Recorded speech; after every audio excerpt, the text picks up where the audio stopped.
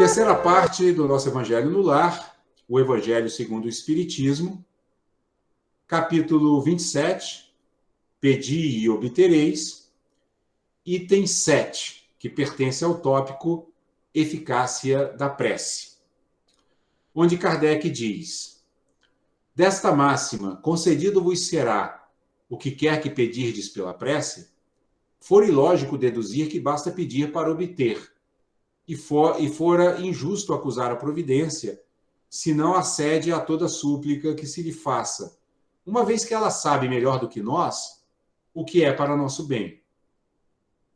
É como procede um pai criterioso que recusa ao filho o que seja contrário aos seus interesses.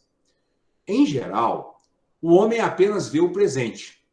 Ora, se o sofrimento é de utilidade para a sua felicidade futura, Deus o deixará sofrer, como o cirurgião deixa que o doente sofra as dores de uma operação que lhe trará a cura.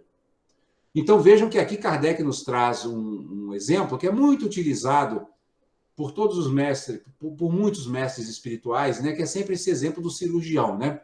Porque a cirurgia ela é muito dolorosa, nós sabemos disso, né? Quem já passou por uma cirurgia sabe a intensidade do desconforto que ela nos causa. Mas é para o nosso bem, né? Quando nós somos operados é porque a gente está precisando daquela intervenção para recuperar a nossa saúde, né? Então aqui Kardec utiliza essa figura da cirurgia para dizer também como Deus age em relação a nós quando nós oramos, quando nós rezamos, né? A Vera, inclusive, no evangelho passado, se não me engano, ela levantou essa questão, né? Ela falou assim, olha, muitas vezes parece que Deus não atendeu o nosso pedido porque nós não estamos muito conscientes das nossas verdadeiras necessidades, né?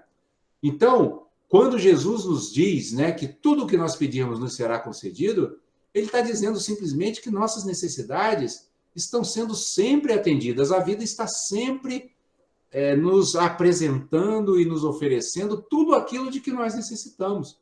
Muitas vezes a gente necessita exatamente daquilo que nos causa algum desconforto.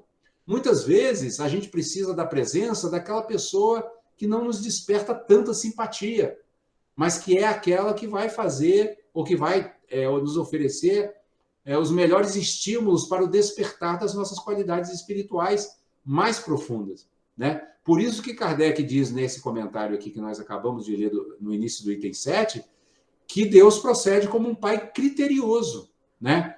Que recusa ao filho o que seja contrário aos seus interesses. Então, muitas vezes a gente vê as pessoas pedindo na prece, né? Pai, afasta de mim, né, esse sofrimento, afasta de mim, me cura dessa doença e tal. E a gente deve realmente pedir, né? A gente deve sempre buscar o bem-estar, é óbvio. O ser espiritualizado não é um ser masoquista, não é um ser que gosta de sofrer. Agora, é um ser que compreende a utilidade do sofrimento em muitas circunstâncias, né?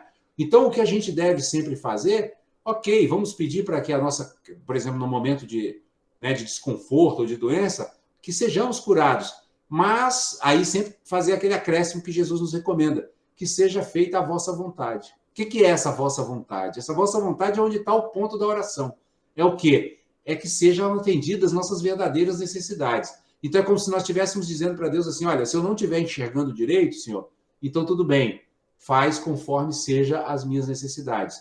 Que aí a gente desenvolve o quê? Um espírito interno de aceitação, que nos traz paz, mesmo que a gente esteja com um desconforto físico ou qualquer outro tipo de desconforto, né? A aceitação nos traz paz. E a paz, ela apazigua e diminui a intensidade de qualquer sofrimento, né? E aí, Kardec segue dizendo, o que Deus lhe concederá, ou seja, concederá aquele que ora, aquele que reza, né? O que Deus lhe concederá sempre, se ele o pedir com confiança, é a coragem, a paciência e a resignação. Isso realmente é verdade, pessoal. Quando nós oramos pedindo essas qualidades espirituais, elas vão brotar em nosso interior. Se a nossa prece for sincera, elas vão brotar em nosso interior. Porque significa que nós estamos direcionando a lança da nossa energia mental para para a nossa natureza espiritual mais profunda. Lembra que a gente tem dentro de nós o reino divino. Jesus diz, o reino divino está dentro de vós. Então nós temos os potenciais divinos todos dentro de nós. Se nós oramos com sinceridade, pedindo que esse potencial divino todo aflore, com certeza nós abriremos canais para que essas qualidades se manifestem em nós, né? E Kardec diz, também Deus lhe concederá os meios de se tirar por si mesmo das dificuldades, mediante ideias que fará lhe surgiram os bons espíritos, deixando-lhe dessa forma o mérito da ação. Tem isso também, né? A gente ora, muitas vezes, e o que surge no nosso caminho não é um milagre acima que, né, aparecendo para nós aquilo que a gente pediu e que a gente necessita, mas ideias, inspirações que vêm à nossa mente, nos estimulando a tomarmos determinadas atitudes e fazermos determinados movimentos que nos levarão à solução do problema para cuja, né, a solução daquele problema para cuja superação nós estamos por cuja superação nós estamos orando, nós estamos rezando, né? E Kardec segue dizendo, Deus assiste os que ajudam a si mesmo, de conformidade com esta máxima, ajuda-te que o céu te ajudará. Não assiste, porém, os que tudo esperam de um socorro estranho, sem fazer uso das faculdades que possui. Entretanto, as mais das vezes, o que o homem quer é ser socorrido por milagre, sem despender o mínimo esforço. O Espiritismo ele bate sempre nessa tecla. Não existe milagre, existem leis divinas naturais, né? O grande milagre é o milagre da nossa capacidade infinita de superação, né? A gente vê muitas vezes, hoje tem na internet, tem na imprensa, né? Exemplos assim de pessoas que superam dificuldades que a gente fala, nossa, foi uma ação verdadeiramente milagrosa, né? A pessoa fez algo que ninguém imaginava que alguém poderia fazer no meio de uma aflição tão intensa. Então, é isso que Kardec está dizendo, né? Não existem esses milagres no sentido ingênuo do milagre. Eu oro e aí, por um passe de mágica, todas as coisas são resolvidas. Não. Eu oro e, pela magia do poder divino que existe em mim, eu consigo achar soluções para os meus problemas. Eu consigo achar um caminho para trilhar em direção ao reequilíbrio, né? Ou a solução daquilo que eu desejo solucionar, né? E aí, no item 8, Kardec segue ainda, né, falando sobre a eficácia da prece. Ele cita um exemplo. Tomemos um exemplo. Um homem se acha perdido no deserto. A sede o martiriza horrivelmente. Desfalecido, cai por terra. Pede a Deus que o assista. Espera. Nenhum anjo lhe virá dar de beber. Contudo, um bom espírito lhe sugere a ideia de levantar-se e tomar um dos caminhos que tem diante de si. Por um movimento maquinal, reunindo todas as forças que lhe restam, ele se ergue, caminha e descobre ao longe um regato. Ao divisá-lo, ganha coragem. Se tem fé, exclamará: obrigado, meu Deus, pela ideia que me inspiraste e pela força que me deste. Se lhe falta fé, exclamará: que boa ideia eu tive. Que sorte a minha de tomar o caminho da direita em vez do da esquerda. O acaso, às vezes, nos serve admiravelmente. Quanto me felicito pela minha coragem e por não me ter deixado abater. Então, vejam que Kardec dá um exemplo prático, né? De alguém que está num deserto, com sede, ora, e um bom espírito se aproxima dele e lhe inspira a ideia de falar, toma esse caminho aqui à sua direita. E ao tomar aquele caminho, ele encontra água, né? E aí Kardec, no próprio exemplo, ele alerta para as duas atitudes que a gente pode ter em relação a uma solução dessa que a gente tem encontrado, né? A atitude espiritualmente elevada, de humildade, de dizer obrigado, meu Deus, pela inspiração que me destes, né, para que eu encontrasse aquilo de que necessitava, ou aquela reação ignorante, orgulhosa, né, egoísta, de achar que fui eu mesmo, né, que consegui resolver, né, embora eu tenha orado, eu acho não, que eu que tive a ideia foi minha, e eu que consegui resolver tudo, né? Porque o egoísmo é assim, eu, né? É orgulho, né? Sempre essa coisa de se vangloriar, né? E de se achar. E isso é muito negativo no caminho espiritual. Então, Kardec também nos alerta para isso, para que nós tenhamos, diante da solução dos nossos problemas, a humildade de entender que nós estamos sendo sempre aparados e inspirados pelo mundo espiritual. Nós nunca estamos sós, né? Então, também, quando a gente consegue o sucesso não é só nosso, né? É também daqueles que cooperaram conosco, muitas vezes do mundo espiritual, para que nós obtivéssemos o sucesso que conseguimos obter, né?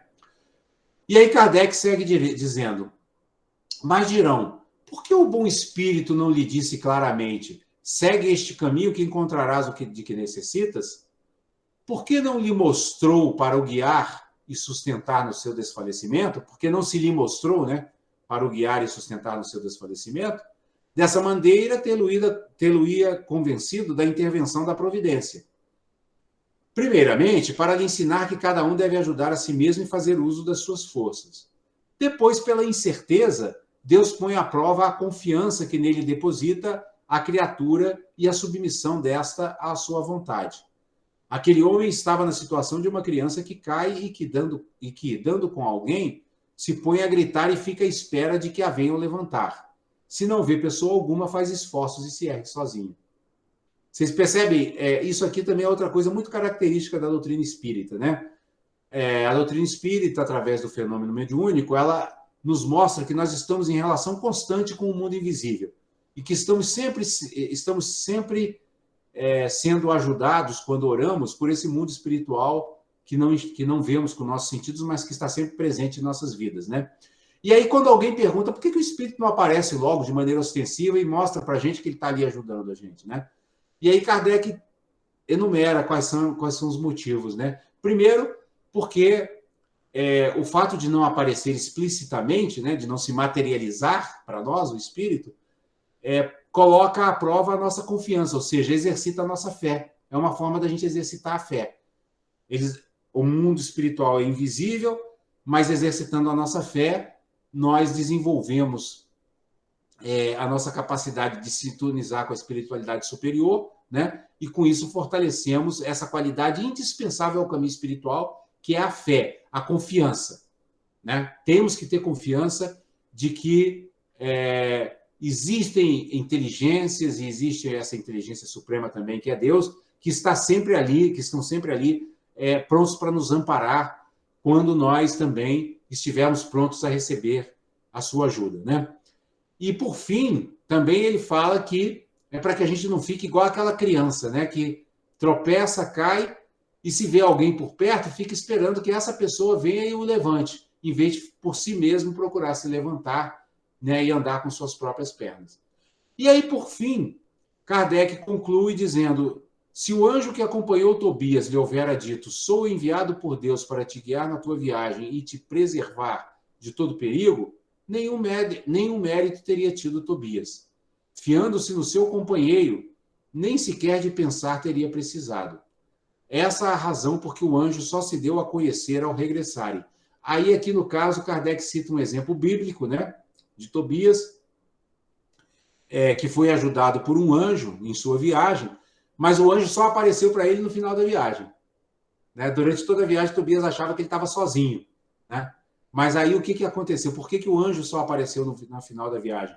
Para que Tobias pudesse desenvolver essa confiança de que ele conseguiria, né, realizar o seu percurso, né, de maneira independente, mas também sem perder a fé de que havia seres que estavam o amparando, né, nessa sua travessia e que a sua fé que o mantinha, né, sempre sintonizado com esses seres para que ele pudesse, então, caminhar com segurança e chegar ao seu destino.